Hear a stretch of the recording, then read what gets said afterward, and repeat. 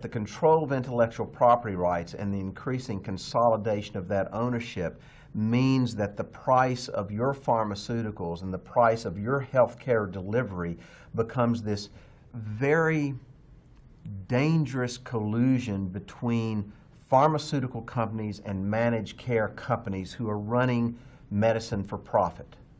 And that's the combination right now. So your ability to deliver health care for your children and your children's future, the ability to deliver health care to your aging parents, is all going to depend upon those kinds of configurations. Now let's take it a step further, and this becomes something that may or may not affect you in Lima, but it is something that's going on, and it really goes to the core, I think, of intellectual property rights.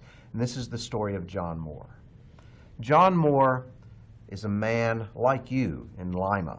He happens to be in California. He's not feeling well. He goes into the UCLA hospital and he's diagnosed with leukemia. In the pre- and post-operative workups of John Moore's leukemia, they determine that they must remove his spleen. In working on John Moore's spleen, they find some interesting genetic characteristics. The research team at UCLA works on this and they create a cell line. Very simple technology at that level. They put his DNA in a carrier cell, and it now becomes a cell that replicates in perpetuity. They file for and are granted a patent on the cell line.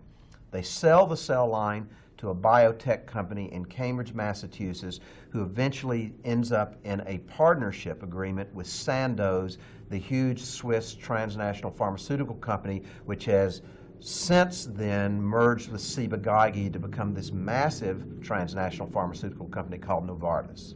They now own the genetic structure in John Moore's spleen. John Moore goes to his doctor, and his doctor, they've cured him of leukemia, by the way, and his doctor says, your cell line is creating quite a stir. John Moore says, my what? Has no idea what a cell line is, has no idea that they've harvested DNA from him or anything else. He begins to look into it. Eventually, he hires a lawyer, and he sues the Board of Regents of the University of California system, takes them to court. If there are millions of dollars of profit, potential profits from his cell line, isn't he due some compensation because it's his DNA? The lower courts said no. John Moore was due no compensation because of two reasons. One is we don't own anything that is harvested from our body in a medical procedure. And in fact, when you go in and you're signing surgical releases, one of them you sign is that if they take your appendix out, your appendix is theirs to do with what they want. It is not your property. The same ownership or lack of ownership applies now to DNA.